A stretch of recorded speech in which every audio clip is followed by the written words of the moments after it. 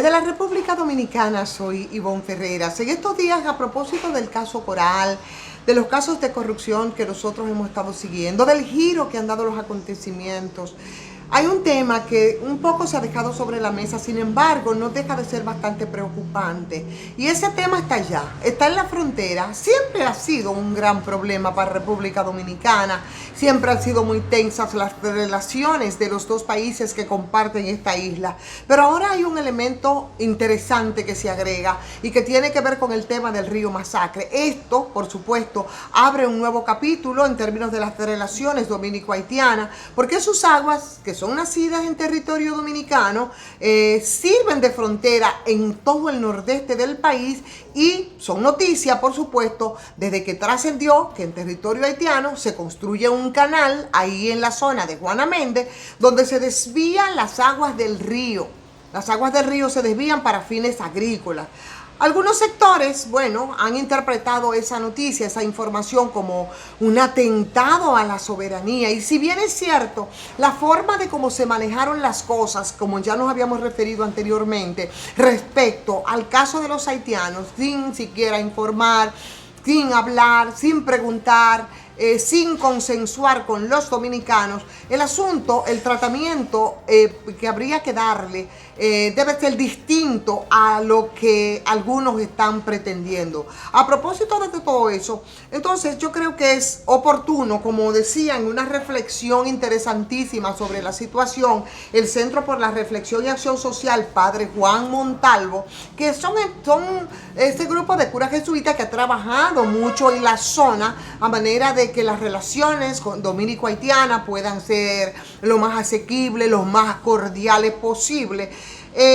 Bueno, a propósito de todo esto, recuerden que en esa misma zona internacional, República Dominicana tiene 3 canales y esos canales le sacan agua al Masacre. El primero, que es el canal que está en Aduana. El segundo, que es el de la toma de Don Pedro, que es interesante que muchos lo sepan, que irriga incluso las tierras de Sanché. Y el tercero, que está en la colonia japonesa. Y en adición a esto, bueno, pues entonces está la presa que construyó el Instituto Nacional de Recursos Hidráulicos del presidente Danilo Medina. Esto es, por supuesto, por las denuncias que se han hecho que Haití pretende utilizar las aguas del Masacre, un río que pertenece a los dos estados, que nace aquí en República Dominicana, que hay un mayor porcentaje para República Dominicana, pero que el presidente Luis Abinader, muy consciente de las implicaciones que esto pudiera tener, había dicho que en este tipo de situaciones, bueno, pues se iban a ejecutar las leyes, se iban a ejecutar los acuerdos internacionales, de manera que no se perjudique a las dos naciones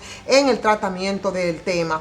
Por su parte, el ministro de Medio Ambiente y Recursos Naturales, Orlando Jorge Mera, también habría recordado que existe un tratado de paz, un tratado de amistad perpetua y de arbitraje con Haití y que data de 1929 y que tiene la aprobación del Congreso Nacional, pero en medio de todo esto, señores, y aquí es donde queremos hacer el énfasis respecto al caso, es que no han faltado voces que tilden, que azucen, que empiecen a enchinchar, como decimos en buen dominicano, frente al tema, hablando de debilidad y de blandenguería respecto a la postura que a mí me parece muy juiciosa del gobierno dominicano frente al tema de la pretensión de desviar estas aguas, ¿no?, del Masacre hacia el territorio agrícola haitiano, un episodio que llega justo en el momento en el que ambos países viven una realidad bastante preocupante, si no crítica, sobre todo en el caso de Haití, porque este vecino nuestro simplemente está sumido, como desde hace muchísimo tiempo, en una crisis bastante profunda de gobernabilidad, una crisis terriblemente seria alimentaria.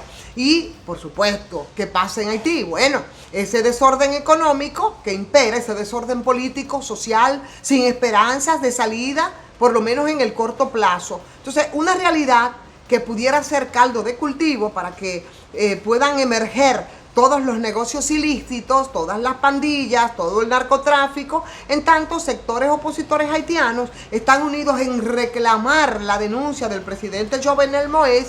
O sea, que ese es más o menos el cuadro, un cuadro bastante complicado que ha puesto sobre relieve y en la cresta de la ola la crisis haitiana, mientras que de este lado de la isla, en República Dominicana, bueno, pues nosotros estamos enfrascados, señores, en esa recuperación económica necesaria. Estamos enfrascados en volver a la normalidad después de esta epidemia, de esta pandemia, ¿verdad? Que a escala global pues ha mantenido todas las naciones bastante preocupadas. Y en ese contexto sería muy inhumano alentar conflictos como este del río Masacre y sus aguas. Aquí lo que hemos planteado desde un principio es primero salvar el río Masacre, salvarlo, porque es bueno para ambas naciones, y después tratar de armonizar, señores, no de pelear, armonizar en este caso, porque simplemente en medio de tantas complicaciones, aquí de lo que se trata es de negociaciones, de gente madura, de gente de palabra, de obras frente a las situaciones de crisis, por supuesto,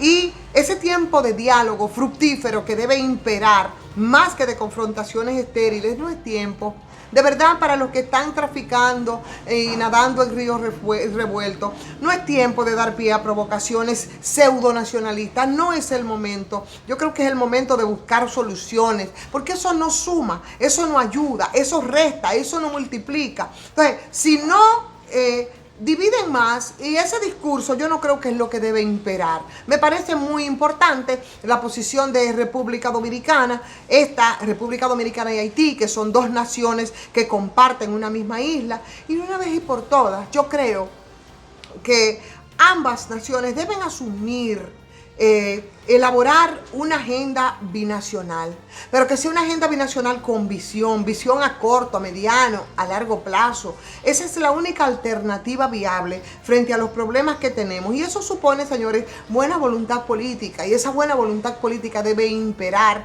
entre ambas naciones, entre ambas partes. Es tiempo de que se retome lo anunciado por el canciller dominicano en enero pasado, y fue, ustedes recordarán, esa determinación de los presidentes de ambos países, y eso estaba enfocado en trazar una ruta de colaboración de manera que puedan ayudar a mejorar la convivencia entre ambas naciones. O sea que yo creo que es tiempos de canales y puentes de comunicación en este momento. No es tiempo ni de muros ni de verjas que entorpezcan las posibilidades del diálogo y de la convivencia en tiempos difíciles, como lo ha dicho incluso el propio Papa Francisco, y eso va, y eso lo repite y lo planteó con mucha propiedad el Centro por la Reflexión y Acción Social del Padre Montalvo, que es un poco la línea, yo creo, de pensamiento que debe imperar para tratar este tema,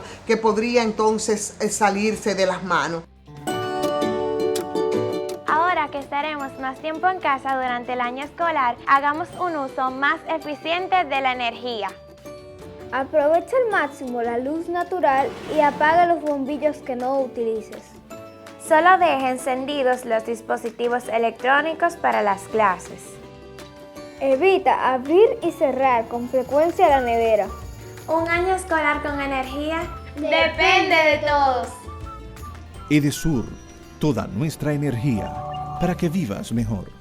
De una vez y por todas, señores, debemos entender que un incremento en la calidad de vida de un vecino mejora también la propia calidad de vida. Hay gente que se resisten a creer y a entender que en tanto nosotros posibilitamos más calidad de vida para nuestros vecinos allí, bueno, pues nosotros entonces eso va a impactar aquí en República Dominicana, porque lamentablemente lo bueno o lo malo que ocurra en Haití a nosotros nos afecta, y nos afecta muy, muy directamente. Entonces, un deterioro colectivo haitiano es un deterioro que impacta en República Dominicana. O sea que yo creo que Eso es lo que hay que impulsar en este caso. Esas son las soluciones que hay que procurarse. Hay que procurar buscar una solución que vuelve y me coloca en el punto de partida. Y el punto de partida es lo primero que tenemos que hacer: salvar el río Masacre y, por supuesto, salvar la convivencia y procurar una solución que sea viable, pero que además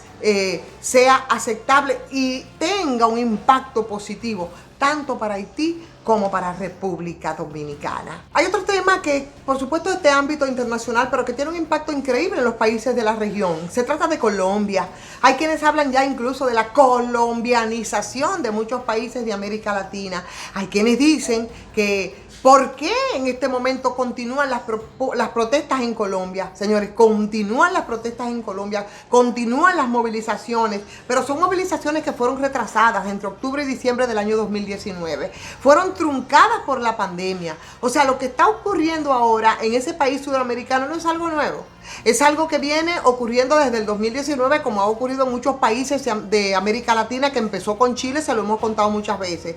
Un sinnúmero de demandas que se fueron acumulando ante un gobierno que se ha empeñado en no escuchar, ha mantenido oídos sordos frente al tema de la pobreza, el desempleo, el tema de la insalubridad, la carestía de la vida. Eso, según el Observatorio de Conflictos de Paz y la Paz, Indepaz en Colombia, solo en el año 2020, señores, fueron asesinados 290 líderes sociales por el paramilitarismo y por las fuerzas represivas. Un promedio de 6 dirigentes campesinos e indígenas muertos, sobre todo por conflictos de tierra, además de miles y miles de heridos. Ustedes recuerdan cómo había avanzado todo ese proceso de paz con las negociaciones que se estuvieron dando en La Habana, pero con la ascensión al poder del presidente Iván Duque, señores, todo eso se produjo una especie de reversa. Decir que la violencia armada se ha normalizado en Colombia, un país con unas características extraordinarias, con un historial, señores, de luchas desde su independencia en el siglo XIX, 54 guerras civiles, nos cuentan, entre conservadores y liberales, y por supuesto ustedes recordarán lo que fue en los años 60, donde aparecieron las guerrillas socialistas, las FARC, el ELN, y ustedes recuerdan el movimiento M-19, que querían tomar el poder. Y a 3 años de la Segunda Guerra Mundial, 1948, según veía en una crónica interesantísima, bueno, pues se reproduce el Bogotazo con el asesinato de Jorge Eliezer Gaitán y las movilizaciones masivas, la violencia estatal que acababa con unas 3.000 personas. Ustedes entienden ahora cuál es la situación de Colombia, cuál ha sido el proceso, que además destacan e incorporan en todas estas luchas que se están produciendo el papel de los Estados Unidos, que para muchos ha tenido un papel central en el conflicto colombiano, y por supuesto recuerdan con mucha propiedad lo que fue el Plan Colombia, que fue firmado por Bill Clinton y por Andrés Pastrana en 1999 para el control de las zonas cocaleras, que agudizó la criminalidad, y luego, posteriormente, el presidente Barack Obama en 2017, que cambió ese mismo plan, pero por el Plan Paz Colombia. O sea que la cocaína, que es ese negocio, según dice, con un nivel impresionante Eduardo Galeano, cuando habla precisamente de ese negocio, dice que donde los norteamericanos ponen las narices y los colombianos, es decir, los latinoamericanos, los muertos. Las protestas últimas de los pueblos colombianos han sugerido contra la reforma tributaria, contra el tema de que se condense la ley de la solidaridad sostenible, que no tenía nada de solidaria y que disponía a empobrecer más a la gente. Y por supuesto, el punto de partida, como ustedes saben, fueron las reformas fiscales. Algo similar a lo que ocurrió en Chile en 2019 también, que precisamente la protesta de un grupo de jóvenes por un aumento del pasaje del metro, 30 centavos en ese caso, 30 pesos, detonó en 30 años de acumulación, en 30 años de limitaciones de ese país sudamericano, en el que se produjo una especie de efecto de dominó, y no solamente fue Colombia, sino que también fue Ecuador, y después vinieron los acontecimientos de Bolivia y esa convulsión que solo podía frenar, señores, la situación sanitaria que a escala mundial, a escala planetaria, hemos padecido. Entonces, yo creo que la experiencia de Colombia, a la que parece que se abocan muchos países de la región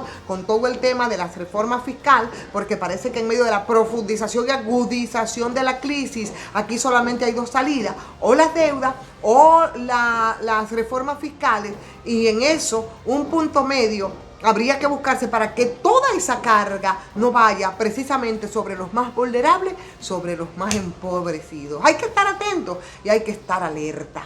Señores, vamos a darle like también a esta transmisión, vamos a compartirla, a opinar, que yo sé que este es un tema que convoca a mucha gente, por supuesto. Y bueno, los que no se han suscrito, bueno, pues entonces vamos a hacerlo. Yo creo que es momento de hacerlo, no solamente al canal de YouTube, sino también a Patreon. Soy Ivonne Ferreras.